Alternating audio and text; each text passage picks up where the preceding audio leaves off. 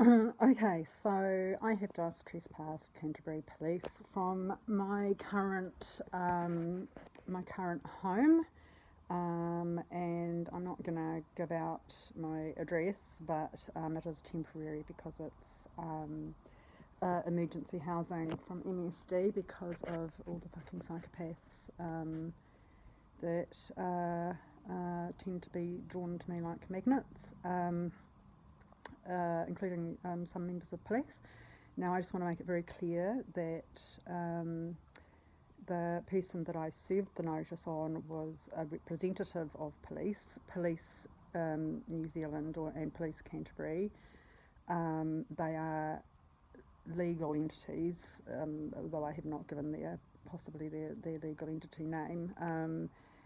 But they are not, they're legal persons, but they are not human persons with whom I can interact with. So one has to choose a representative, and the representative I chose to serve the trespass notice on was a constable who works at Papanui Police Station. And I don't think that I'm breaking any privacy laws by naming any names, especially not just first names. But I know YouTube is a bit skittish, so I'm just saying that I've served a trespass notice. Now, I am recording this because, as I said to, we'll call him Tim, as I said to Tim, the means by which a person can trespass another person are preposterous because they're almost impossible to prove in a dispute. For example, my psychopathic ex-landlord in Wellington the police have listed me as being trespassed from his home address and my old apartment. And I found this out in Christchurch when police did a lovely welfare check on me. It was very soothing. And I said, and they were just wanting to make sure as part of my welfare check that I knew I could not return to the place I left in a different island, or the address of my evil scumlord whose house you couldn't pay me $1 billion to go near. And he never trespassed me. No, it didn't happen. And so the notice has to be served either by post to the person's address or in person. And in person can be verbally or by a notice, which you can just drop at their feet if they walk away. And all of this is all very well and good, but it's a bit like a verbal contract. Well, in many cases it is a verbal contract. That kind of idea in which it's legally binding, but you can't prove it. And in the case of this fucking scumlord psychopath shithead in Wellington, police just seem to accept his word that he trespassed me. It's like, buddy, you were one of the reasons I left the North Island. I don't think I'm intending to go to your house. All the harassment that took place was in my own apartment. It wasn't me who was coming to your place. You were coming to my place to harass me. So, and then I left.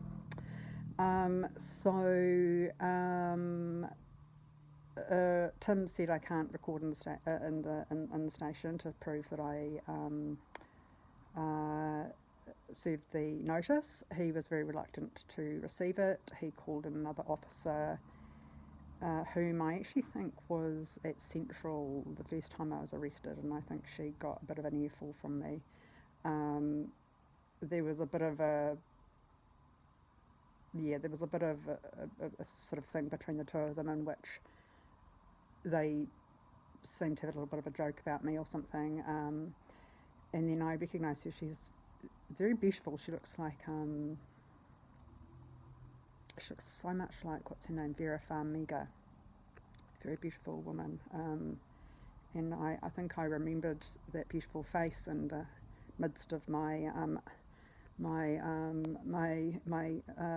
wild tizzy, as my kind of psycho godmother used to say. No names. So we'll call her Stephanie. So I was explaining to John how I can in fact trespass police, because he said I couldn't, and I said I can. Under the Trespass Act you can trespass anybody. Police are not exempt from laws. And under the Trespass Act there is a defence, and that defence is that if you're there for particular lawful reasons, such as, you know, protecting somebody or their property or yourself or something like that, and certainly lawful police work comes under that. But the reason I trespass them is not to prevent them from doing lawful police work, but to stop them from fucking welfare checking me, which is civil harassment. And it's civil harassment because, well, I'm going to give them the benefit of the doubt that it's civil, meaning that they're unaware that, or they're not intending to cause harm, but they are causing harm, and it seems that no one at police will take on board that it's causing me harm. So I've had to go to the extent of filing a trespass notice. Now, it's not a restraining order,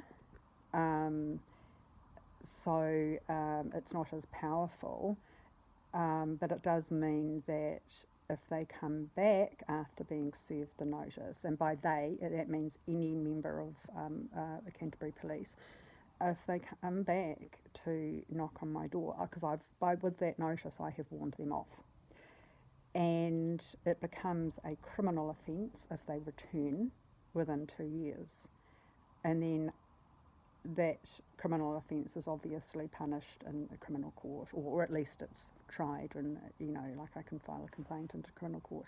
Now, Tim was disconcerted, and I had to keep saying, it's not you personally, mate, it's just that you're the only cop I know, you know, because he's the local bobby, and you're the nicest cop that I've met here. Well, yeah, it's a little bit of flattery, I have met some other nice cops. You know, it's the only place that I can really go to. It's just down the road, and you know, it's not you personally. You're just a human representative, and going into a police station is probably the best place to do it. And I used one of their templates. Anyway, then Stephanie sort of appeared at the photocopier in the room at the back, and Tim sort of called her and jokingly to go, hey, and I kind of like, check this out, Caitlin's trying to trespass the police, and Stephanie said, you know, that like, you know, like I'm insufferably stupid. She said, you can't trespass the police, Caitlin. She said, police can come for any reason that they want, you know, they want to. No, she said they can come for any reason that they need to, or something like that. And I said, those are two different statements.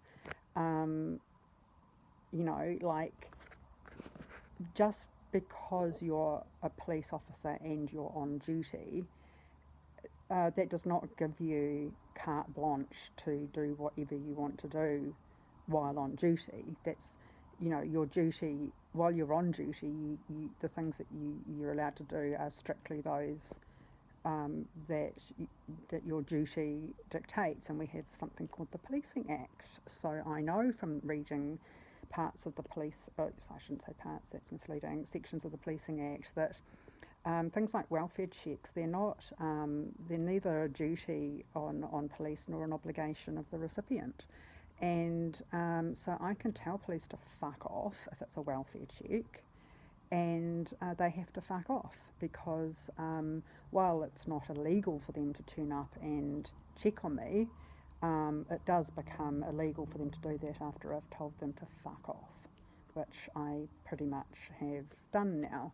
And Tim was saying, well, if you really think you need to go to these extents, and I said, well, I bloody well do, considering I've had a welfare check, you know, on average once a month ever since I've been in Christchurch, and that no one takes my wishes on board, and that scares the bejesus out of me, and that it's also entirely fucking inappropriate to do this at this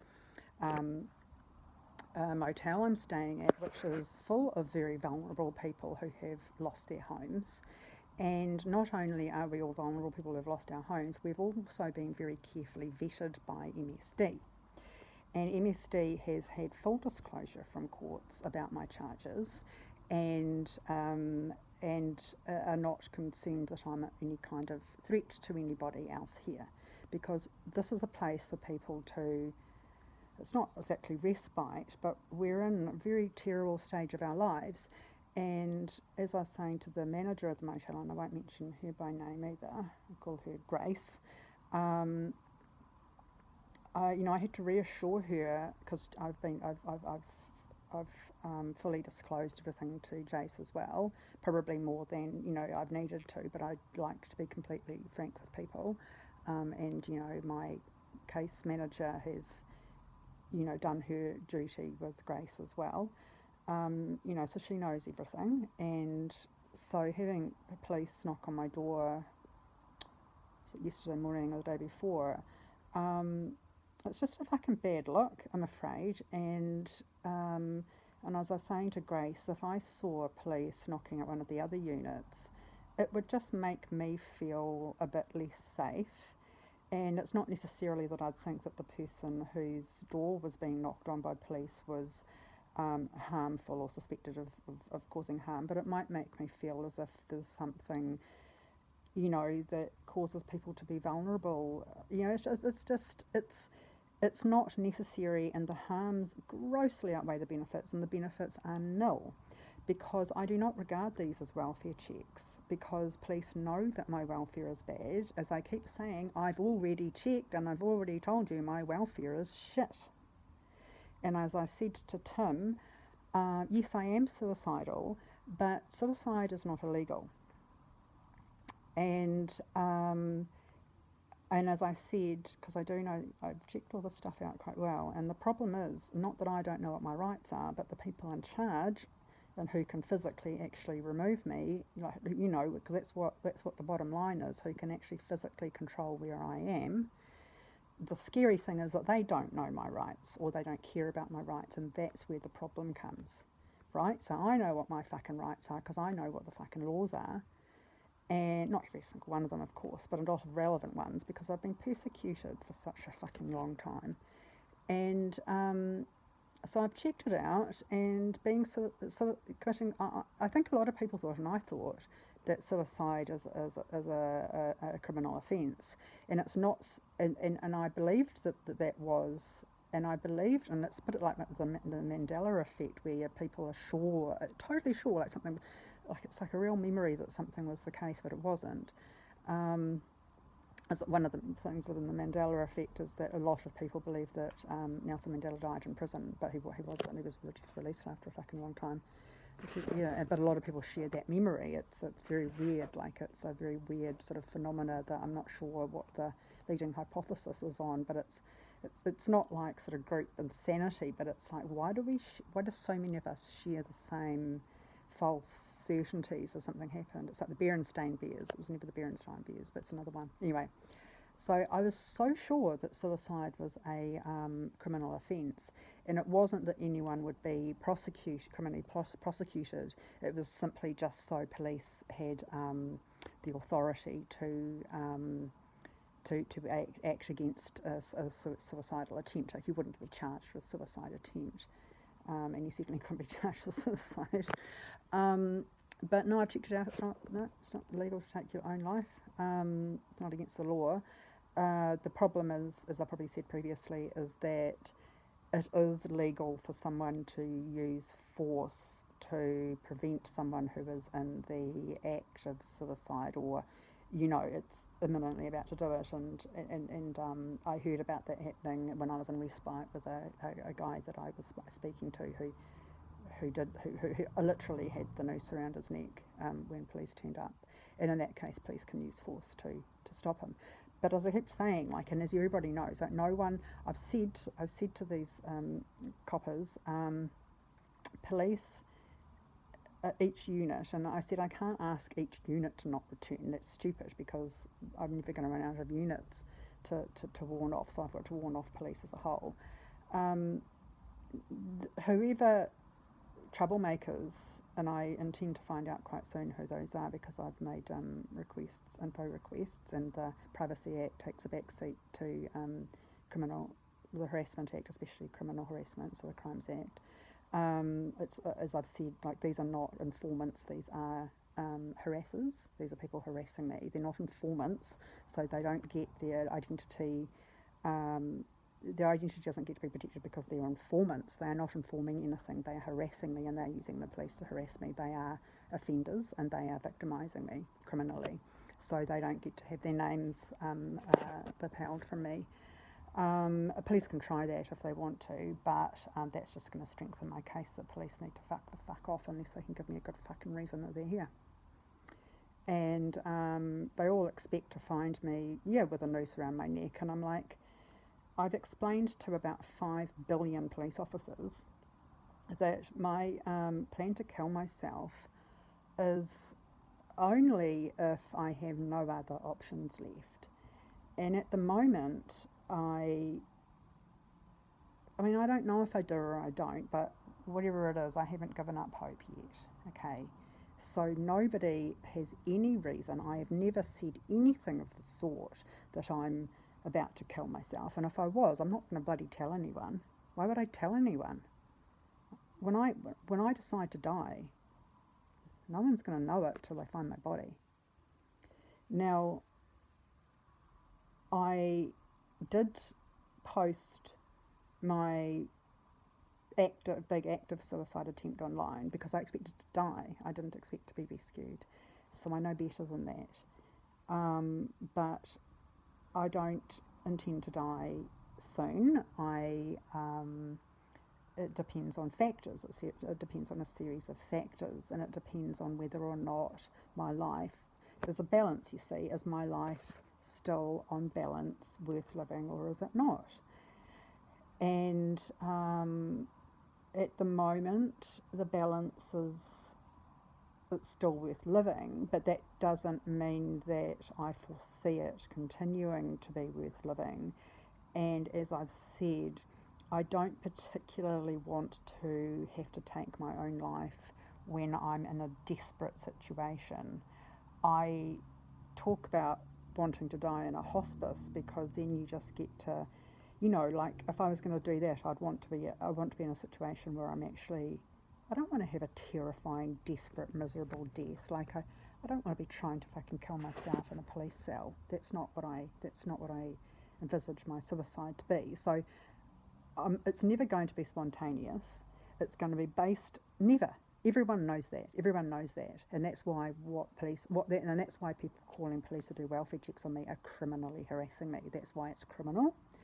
And I did say to Tim in the station, I said, I know that police are not criminally harassing me; they are civilly harassing me, though, and that's still harassment under the Harassment Act. It's civil harassment, and saying, well, that's not my intention, is what makes it civil, right? It doesn't make it not an offence. It is an offence. It's just not a criminal offence. So what happens when people civilly harass you is you can get a restraining order against them.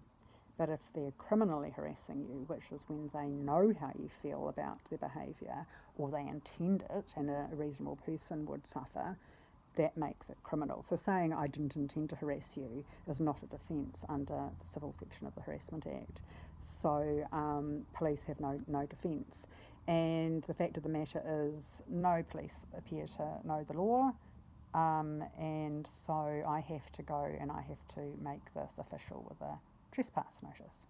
And so next officers who turn up, whether it's Christchurch Police's duty now to make it aware to all officers that they are not to come to my home, and it's not the individual officers who will be prosecuted. If anyone gets prosecuted, it will be New Zealand Police, right? I'm not trying to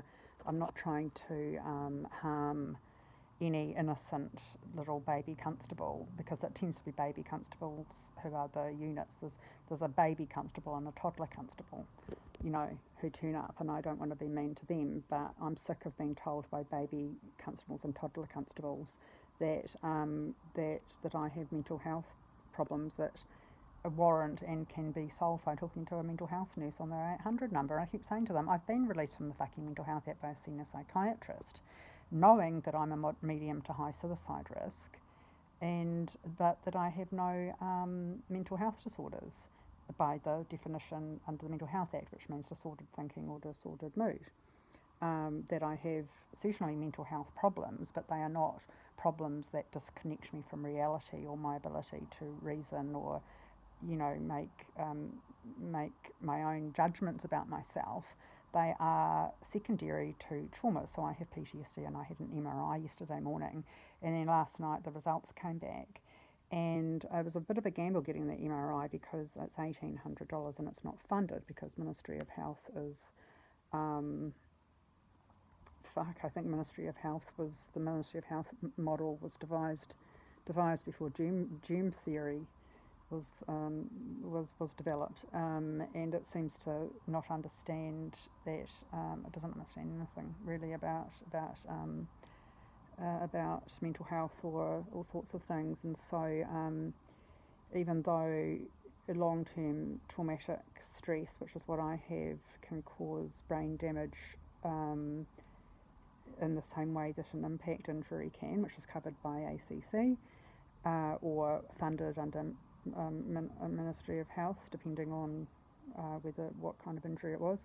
You can get the same injury from long-term stress that isn't funded, even though the effect is the same. Now, I have a doctor's appointment tomorrow just to get the interpretation of the comments, because I don't really understand, but the brief comments that I could understand is that my brain has certain characteristics of a much older person. There's a little bit of ischemia and some little things or something, and I know what ischemia means. It means something's been cut, some blood flow's been cut off, but there's all kinds of things that I don't understand. But anyway, I'm going to the doctor tomorrow to find out what it is. And as I said to Tim, I have PTSD, and I'm afraid that police banging on my door with that police bang, bang, bang, it's not Grace knocking on my door to go, hi Caitlin, here's this, or blah, blah, blah. It's bang, bang, bang. And it's like, if you're doing a welfare check, do you really need to knock on the door like you're coming to fucking arrest me? Because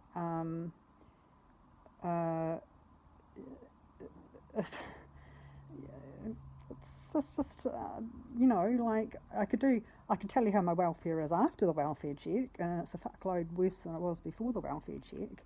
And that time that I posted myself overdosing on, well, it wasn't overdose, it was it wasn't an overdose. I keep calling it an overdose, and it's easier to say overdose, but what it was is I didn't have enough medication, or the right kinds of medication, to overdose. I had enough medication to take too much of, but not that would do anything that I wanted it to do. So I just had to take a combination of medications that luckily Hillmorton had given me, because they'd given me antipsychotics, you see, when they incorrectly thought I had a psychosis or a mood disorder when I didn't. I had PTSD. And then they gave me another kind of antipsychotic to help me sleep, off-label, quetiapine. And then I was like researching interactions, and I was like, Bajinga, these two can cause fatal arrhythmia.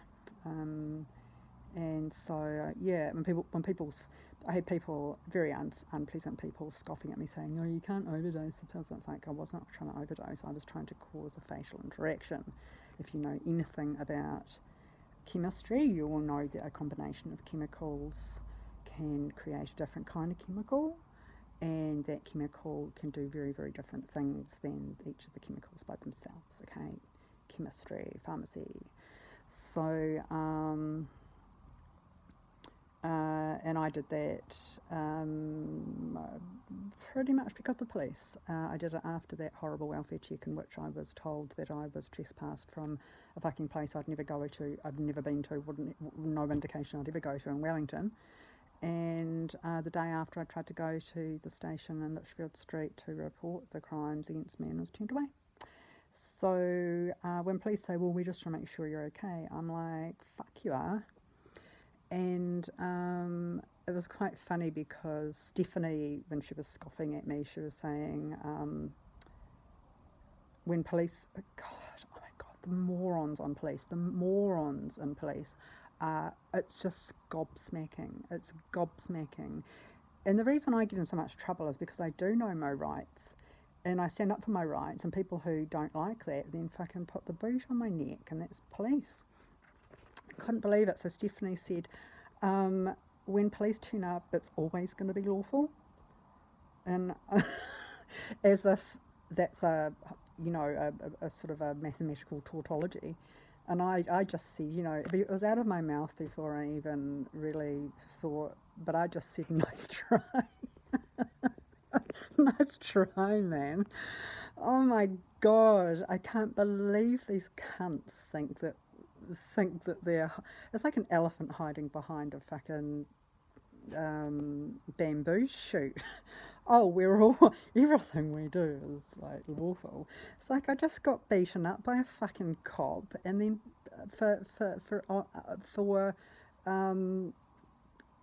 and then charged with resisting arrest. I mean, a couple of months ago. It's like, don't fucking fuck with me, you stupid woman. Oh my God, how stupid do you think we are? So anyway, so that served on them. Now, they did not want to receive it, and she was just laughing at me. Oh, well, good luck with that. And I'm like, yeah, good luck, you too. I mean, you can testify in court if you like. And so what if it came to that, obviously. And the thing is that something that I thought was quite amusing, and I did it partly because it was a bit of a gas, a little bit not Faulty Towers, sorry, Monty Python, was that I did say to Tim, I have to say, I don't know, he just did look a bit nervous, but he's just like a nice, sincere guy. But I just said, look, I am going to warn you, and Stephanie too, who had gone back laughing her head off. I mean, it wasn't really laughing, but, oh, how amusing, a member of the public thinking that she can trespass police.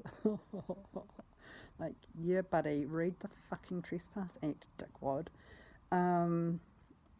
And I did give Tim a bit of a look in the eye, and I said, I'm going to tell you and Stephanie this for your own benefit. And I said, it's not my duty to tell you, and by definition, it's not my duty to tell you. But ignorance of the law is no defence under the Crimes Act.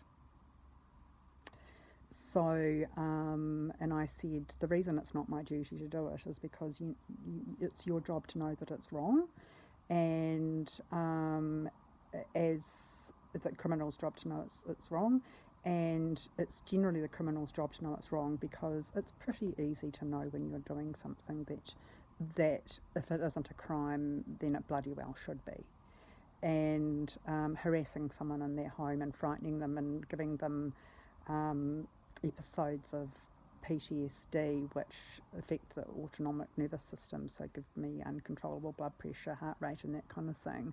It's not a welfare check, that's abuse. And I said,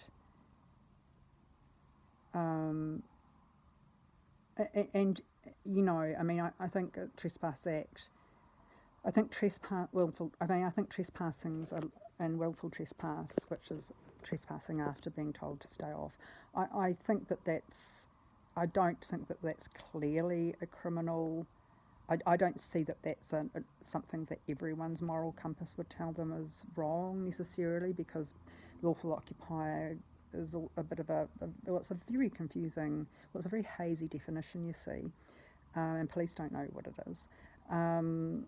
Which unfortunately isn't a defence. But the thing is that they should have the training, they should know, because they, as I said to Tim, police of all people are the ones who absolutely should know what crimes exist. There is really no excuse to not know, and for police to not know. Now, when I was talking to my barrister, my second barrister, I've just keep getting reassigned because everyone, all the legal aid barristers are just totally overworked, and I keep getting arrested. He was sort of thinking, well, you genuinely believe. He said even if you weren't a lawful occupier, you genuinely believed that you were, so you didn't have the mens rea. And I had to say to him, it doesn't matter. It doesn't matter that I didn't have the intent to break the law because I thought I was a lawful occupier. The only thing that matters is, was I a lawful occupier or wasn't I? That's what it comes down to. And he's like, well, you should at least have a notice period, if you're a boarder or something. And I'm like, no, because as a boarder I'd be a lawful occupier, and that's what they're saying I wasn't. Right, so someone who's there unlawfully doesn't need to be given notice of to move out. You just have to leave 5 minutes. That's the standard. Get off here in 5 minutes, and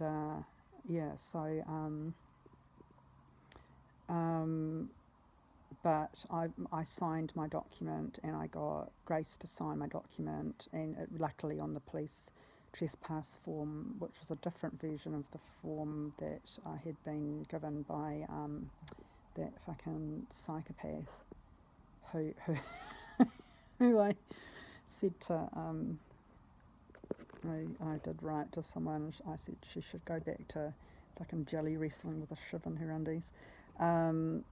She gave me a different one, which I think is more formal. But the thing is that you just need to warn someone off. You can do it verbally. You don't need to fill out the form. Now that's stupid that you can do it verbally, because how are you going to prove it? But but under the law, tree falls in the forest. Does it make a sound? Yes. It doesn't matter if someone's there to observe it or not. It happened. It's just a matter of whether or not you can prove it happened.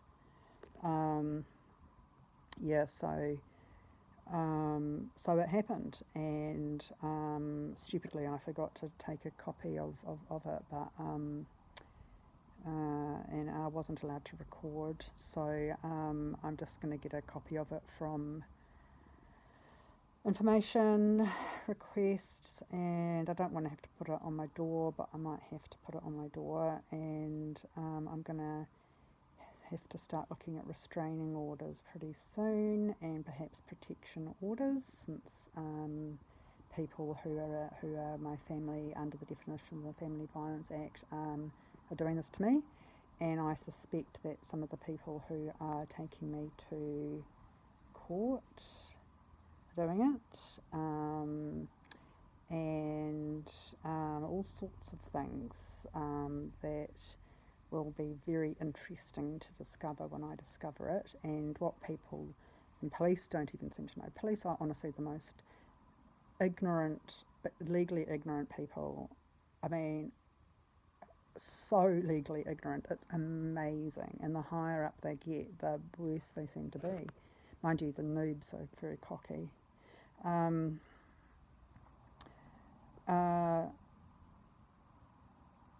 What was I saying? I'm just going to have to make a record of this and put all of this together and start to, because harassment is an episodic timeline of events, and when someone's been badly harassed, like I have, into what appears to be brain damage, we're not very good at doing that kind of paralegal work, but I'm going to have to start doing this, and I'm going to start fucking filing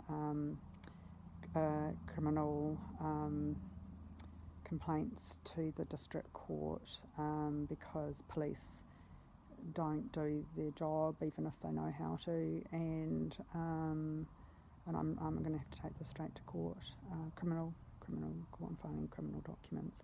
So Police, fuck off. And the thing is, mates, if you want to come back and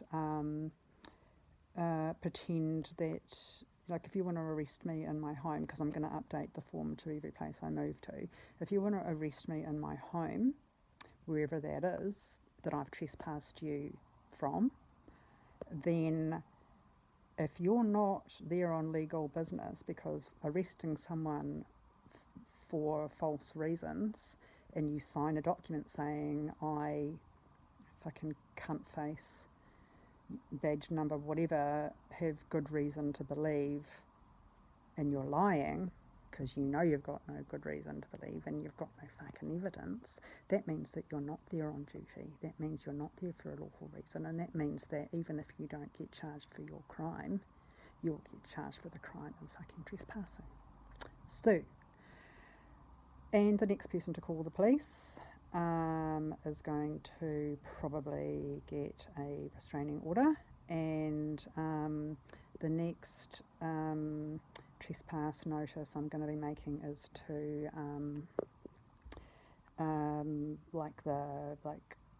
specialist mental health services, because that's another way that my abusers, my harassers, try to get to me. No one, as I said to John, sorry, not John, Tim. If anyone actually cared about me, because police staff, including police, think, oh, just show people care about you. If anyone fucking cared about me, they would be trying to help me out of this fucking nightmare, but they're not. No one cares about me. Nobody cares about me. Nobody. If any one of you cares about me, make my life worth living by standing up with me against my abusers, or by stopping abusing me. Because I am really at the point that you decide that your life is not worth living, or you predict it's not worth living, and so you start to take steps to leave it before it really gets that bad. You stop really having a sense of self-preservation anymore, and I really am about to go kamikaze, and I'm going to take a lot of people into the criminal spotlight, and if I die doing it, it's going to get a lot more publicity. Now, I can't go to journalists and say people are bullying me into suicide. Journalists aren't allowed to pick that up. They're forbidden. I didn't know that. They're not allowed to. They just can't. They can't pick it up. So, however, journalists can report on suicides, especially suspicious ones where where people have been driven to suicide. And I will take the police, Christchurch Police, down with my suicide, with what I've got shitloads of fucking evidence to publicise before I kill myself, so no, I don't have a noose around my neck.